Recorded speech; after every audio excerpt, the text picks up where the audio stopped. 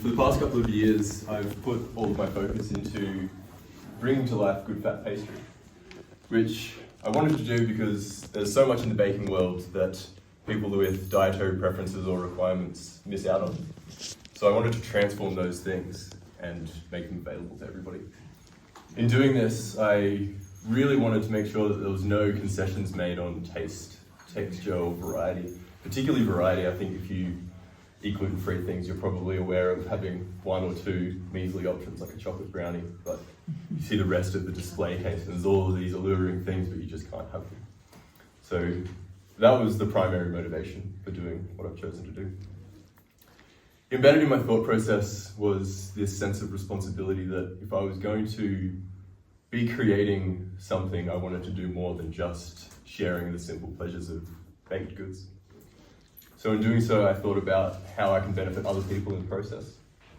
And I saw it fitting that if I'm working in the world of food and I'm creating food and I'm using ingredients from various places around the world, it would be nice to be able to take some of that money and then give it back to support the cycle, to continue onwards. So I came across the 1 Acre Fund, which is a not-for-profit that works in Africa. And they support small independent farmers with things like training, access to supplies. They teach them how to be more competitive in markets. They give them on-hand help as well as give them the resources to then work independently and improve their farms. They currently work with around 5.5 million farmers each year, and the number keeps growing.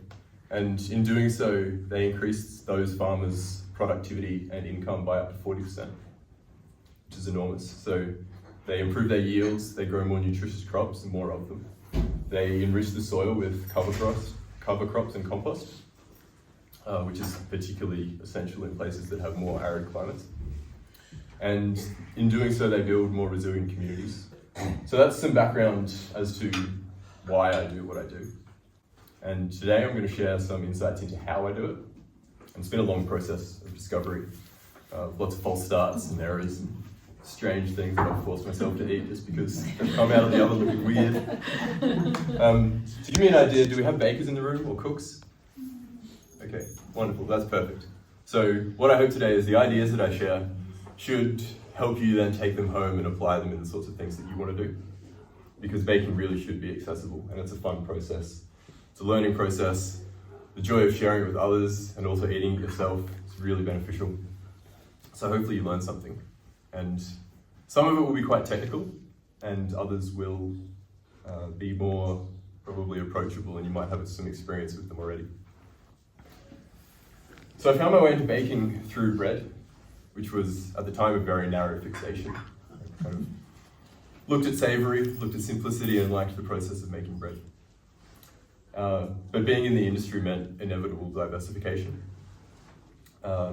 The small bakery that I worked at, which was up on the Sunshine Coast, initially we made mostly sourdough, but then a small range of pastries and cakes and tarts.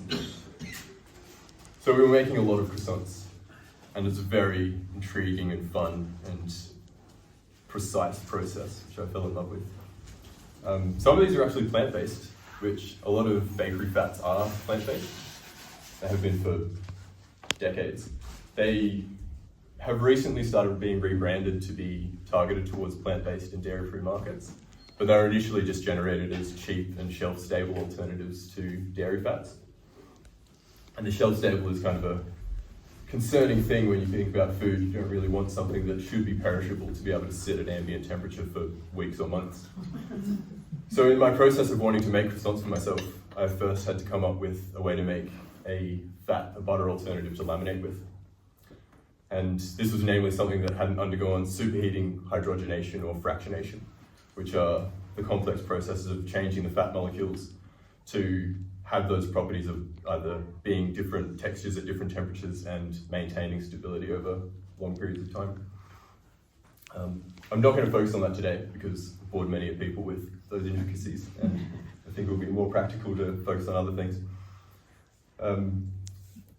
So in my explorations of making croissants, my boss was quite intrigued with what I was doing. And he set me a challenge, which he then set me many challenges. The first one was to recreate a recipe from a renowned bakery in Sydney, which was their carrot cake.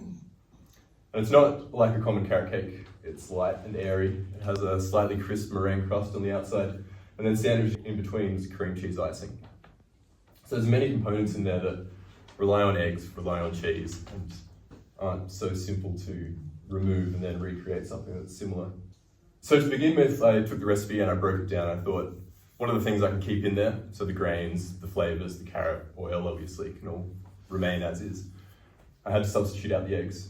So the primary role of the eggs in the meringue is to whip into a nice, large, luminous, fluffy meringue, which then gets folded through the cake batter and gives it its characteristic top.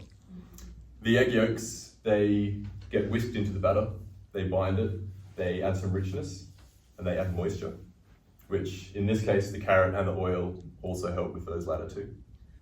But the key thing with a lot of eggs in baking is binding. So if you've baked without eggs before, you may have come across aquafaba. Is anybody aware of aquafaba? Yeah, okay. So for those of you that don't know, it is the brine that's left over from cooking chickpeas or other beans. You can actually use many types and they all have different flavors and different textures. Chickpeas are commonly used because they are a little bit more neutral in flavor. So you end up with the brine, which is quite liquid to begin with. You then simmer it over heat for a little while until it reduces. And that increased viscosity as it reduces increases its ability to aerate. There is one crucial difference between an egg white and aquafaba that limits its feasibility as an egg white substitute. It doesn't coagulate. So this is the process that proteins go under heat and they form stable structures. So if you think about frying an egg, for example, the white goes from clear and translucent to firm the longer you cook it. That's coagulation. So when we whip an aquafaba meringue and then try and bake it, throughout the baking process, it then collapses. So there are some other structural agents in the cake batter usually that provide support, but it's often not enough alone to hold up the entirety of the structure. So if you do choose to bake with aquafaba, you can do a few things like add a starch to give it extra support. So ideally, you would use tapioca starch as opposed to corn or potato. Tapioca creates a smooth, clear, and slightly elastic gel, whereas the other two form more dense and brittle gels. So if you think about the suppleness that you want from a meringue, you get that from tapioca, but you will end up with a firmer, more powdery texture if you use corn or potato. And I certainly learned this the hard way, and I think in baking, the best way to learn is by making mistakes.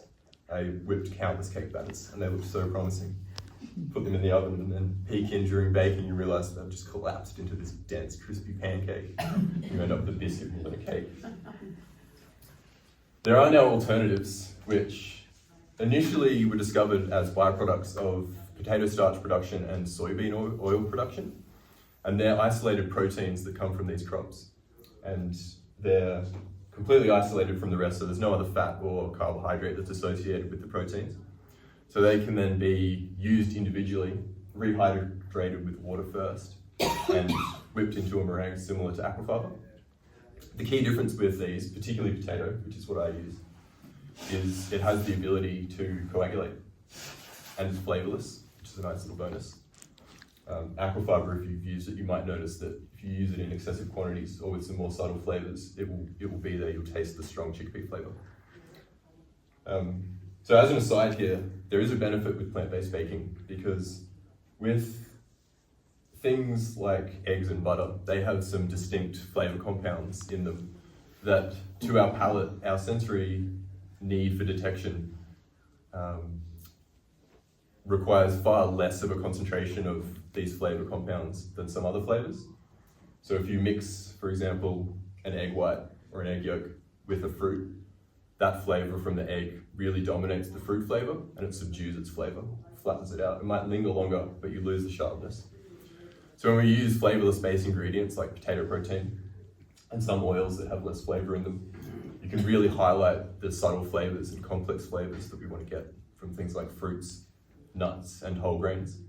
So an idea of how much dosage I use for potato protein, it's about 3.5 grams for one egg, and then the rest of the quantity is made up of water. So it's really fractional amounts. And likely, because it coagulates as well, I can use it in a cake batter as a binder. And that happens in about 1 gram for a full-size cake, 20 centimetre cake. So tiny quantity, so you're not really adding anything in the way of mouthfeel or flavour or texture. It's just something in there that really microscopically is working to hold everything together. So it's a byproduct from potato starch production. And then when that's separated, the potato protein is left. So that pretty much covers the egg white. The egg yolk in itself plays varying roles. Primarily binding, it binds much more strongly than egg white does. But also it retains moisture and it adds richness because it's high in fat.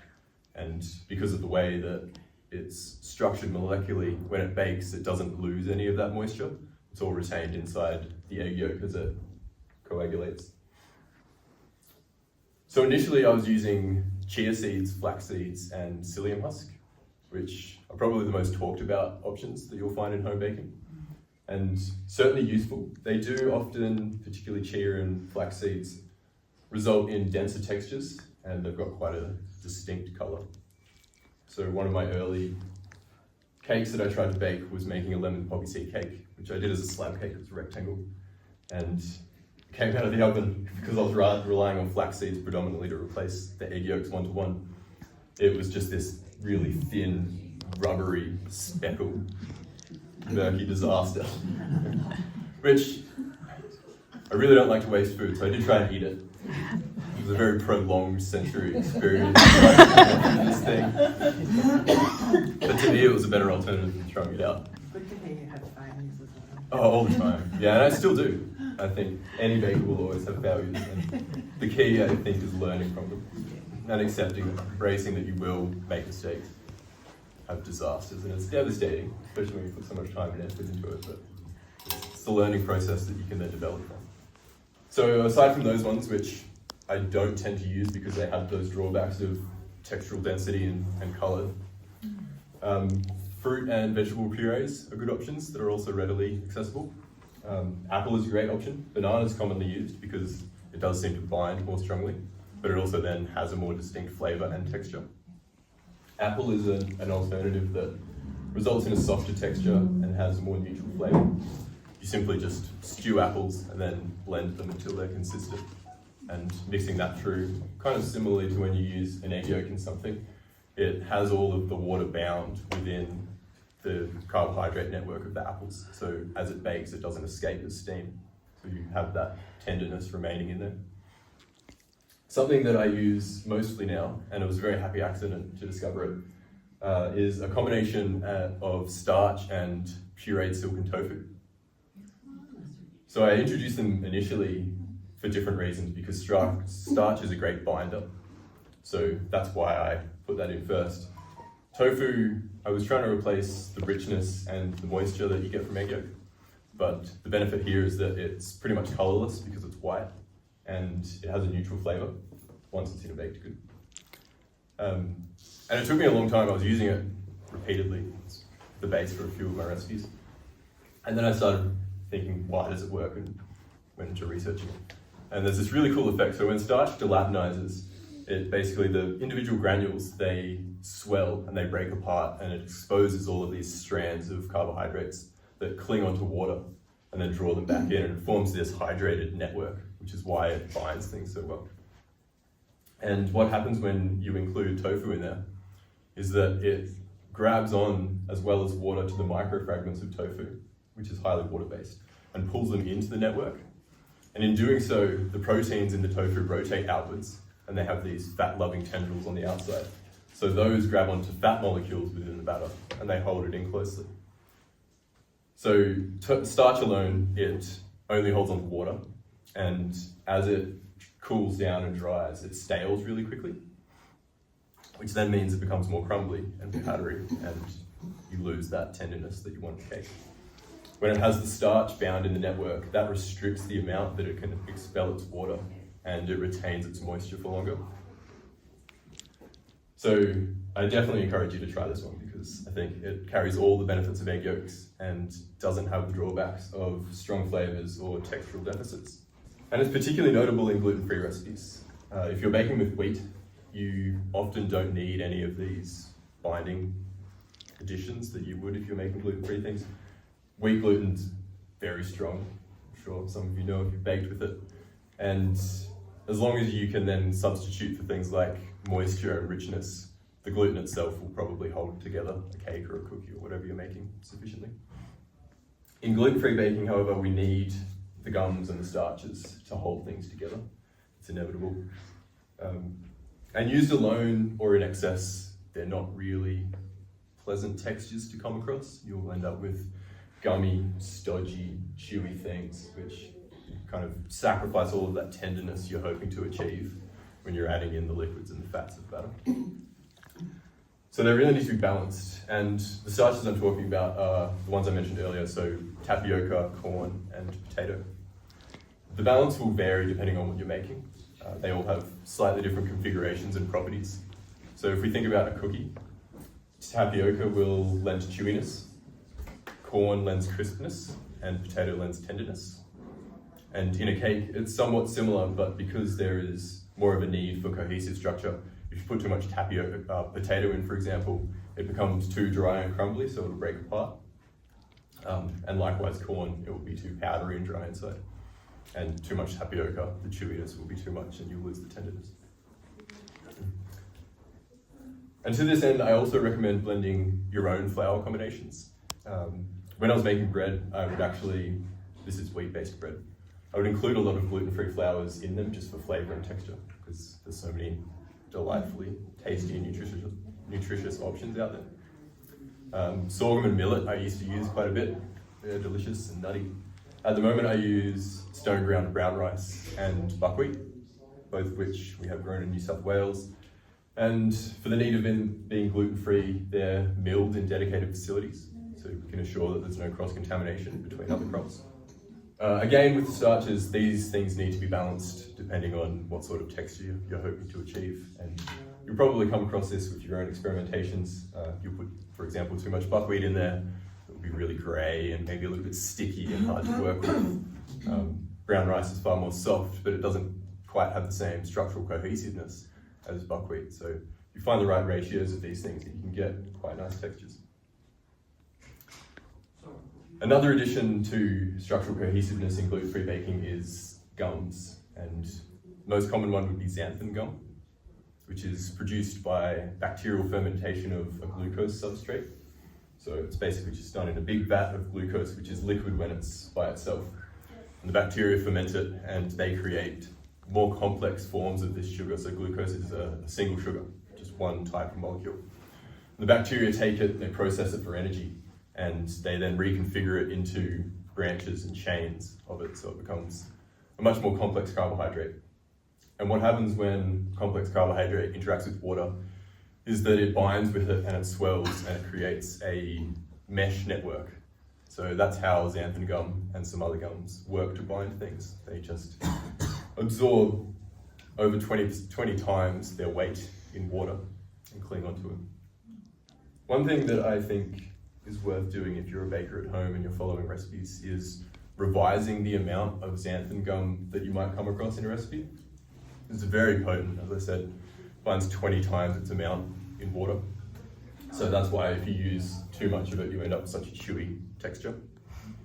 In my experience, most recommendations for using xanthan gum in recipes is something like 1/2 or 1 teaspoon per cup of flour, which is probably up to 10 times the quantity that's necessary. So if you're working in the percentages of a recipe, that recommendation is about 1 to 2% of the amount of flour. And I would recommend using 0.2 to 0.8%. So well below this. It varies depending, and so you need less in a cake, especially if there's less fat in the cake. You don't quite need as much strength to bind it. In a cookie, you'll need some more because they tend to be higher sugar and higher fat. So those are things that are working to counteract how the flours and the dry ingredients hold together. So it's worth playing with the ranges to make sure that you find the sweet spot for your any given recipe. So all of these ingredients so far have covered things that are baked, like cakes, cookies, and tarts. And I've been using cake primarily as the focus of this, but it's cross-applicable to anything that is really an assemblage of flours, fats, sugars, and starches. There is a group in plant-based baking that are more technical ingredients, and you shouldn't be deterred by them. It just means that there's more precise working conditions for them. So they might need to meet a certain temperature before they're activated, or they can't come in contact with liquids that are hot. I'll touch on a few of these and then I'll come back to the carrot cake and explain how I came up with cream cheese icing. First two are gelling agents, which are pectin and agar-agar. Pectin is probably familiar. It's used in jam making most commonly. It's extracted from the seeds and peels of citrus, which is then dehydrated and ground into a powder. And it forms a gel when it's heated.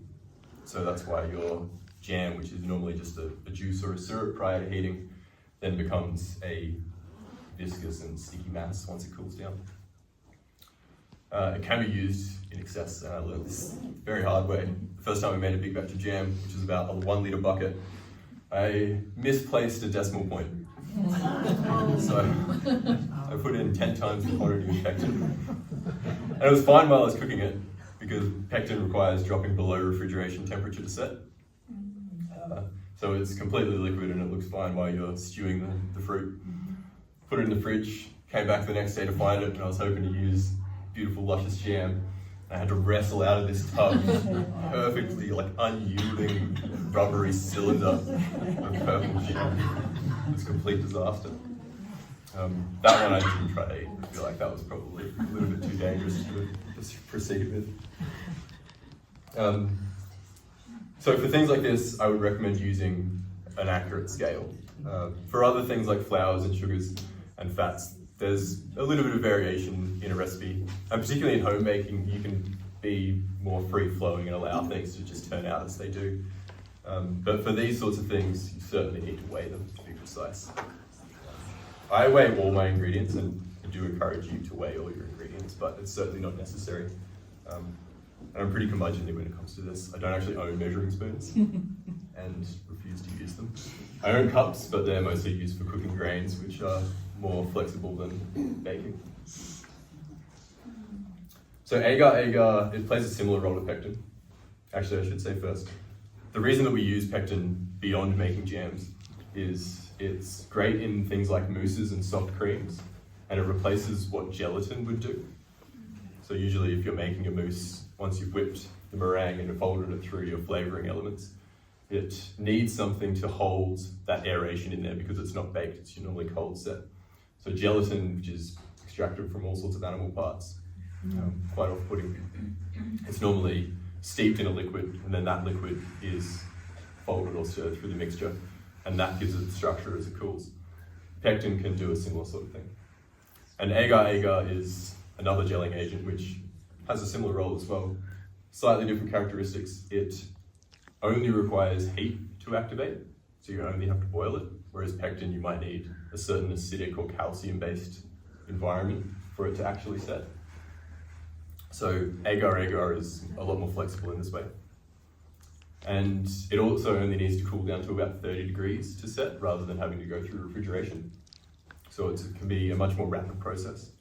And one of the nice benefits for flavour of this is that if you were to simmer a jam for an hour or so as you're trying to get the sugar concentration at the temperature high enough, you're then losing a lot of aromatic compounds that are coming off the fruit with heat. With the agar-agar, you briefly bring it up to boiling point and that's sufficient to set it, so then you can stop. So you'll end up with a richer flavour in the jam, more distinct fruit notes. It forms a more firm texture rather than pectin, which tends to have a softer texture. And this is particularly beneficial if we're making something like a cream that wants to be spread between a cake and needs to hold up the support of it.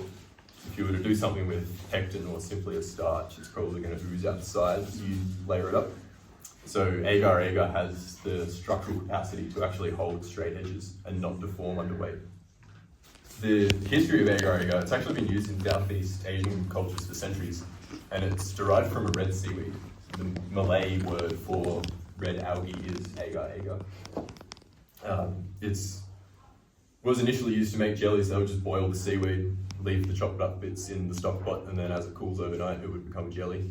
Makes it slightly more shelf stable, different texture for people that like gelatinous things. But now it's been boiled, dehydrated, and then it comes in a powder, so you can just reintroduce it to your recipe in small amounts, so you're not overpowering anything else. The next two ingredients also replace some of the roles of eggs. They are citrus fiber and inulin, and both of these are soluble fibers. They come from plants. Citrus fiber obviously comes from the skins of citrus fruits. If you imagine the porous skin, if you look closely at a citrus fruit, when you look molecularly at the structure of citrus fiber, it follows that same sort of pattern and repeats. And because there are oils in citrus, they have the ability to grab onto both oils and waters, unlike the starches do. So when you include this in a baked good, it does that role. It grabs the starch, the waters, as well as the fats that are in the cake batter and clings onto them. And it can swell, I think, 5 to 15 times its amount. So it grabs a lot. So in egg-free baking, it's used to do those things that are bind moisture, add richness, and you can do so without adding too much extra fat because it holds onto it so much that it's not lost to the surface of the bake. Inulin is similar in its use. It comes from various fruits and vegetables, most commonly chicory root. It has a neutral flavour. Different to citrus fibre, it actually has a slight sweetness. So it can be used to reduce sugar in things, as well as add those thickening properties that citrus fibre does. Sweetness is about 10 times less than sucrose or sugar. So you can add body and structure to things. If you think about whipping a meringue, you need a little bit of sugar in there because it adds sweetness, because you don't want to taste an egg meringue with no sugar. And it also adds structure. As the meringue is cooking, the sugar also crystallizes and gives it support. You can use inulin in place of this, as well as other things like cakes and creams. And it will provide a similar amount of support without adding that additional sweetness. So the cream cheese. It's actually a fairly simple recipe, and you may have sensed earlier that I have quite a wonder with tofu. And it's the base in this one again, this time as firm tofu. It's actually produced quite similarly to cream cheese. There's a slightly different curdling process, but they both start with milk or soy milk. They're curdled with something, and then the water is drained off, and you end up with something that's a little bit firmer and creamier. The key difference is that tofu has far less fat than cream cheese. So for the icing, it then needs more fat. And for this I use deodorized coconut oil. Deodorized specifically because I don't want it to taste like coconut. If you're making something that you want firm from fat, you can use organic or virgin coconut oil, which still has its flavor. But for this I use deodorized. There's a few different processes to make coconut oil or any fat deodorized. And the gentler of them are either mechanical filtration or steam distillation. And these don't create volatile compounds or disrupt fat molecules in any way. So part of the reason that I was looking for different laminating fats when I was making croissants was because of all of these industrial processes that sustain high heats over long periods of time, or other sorts of chemical agents that are added to the fats to disrupt the chemical structure. You end up with something that the body doesn't like and can't digest as well. So when we use things that are mechanically filtered, it's really just force over time that squeezes out the fats from these things. And in the case of coconut oil, it's often extruded through clay, which the aromatic compounds bind to the clay, and then the pure fat comes out on the other side. And steam distillation, similarly, the bowl of coconut oil is held in a vat and there's steam pressed through it. The heat from the steam drives off the aromatic compounds, which boil off at different temperatures, but the fat is below its temperature that anything would change, so it just rests as is. Coconut oil, or there's some other options like shea butter, cocoa butter works as well.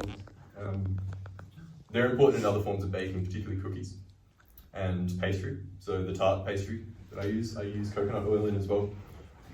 And this, importantly, when it's chilled, it becomes firm. So you have a pliability when it's cold.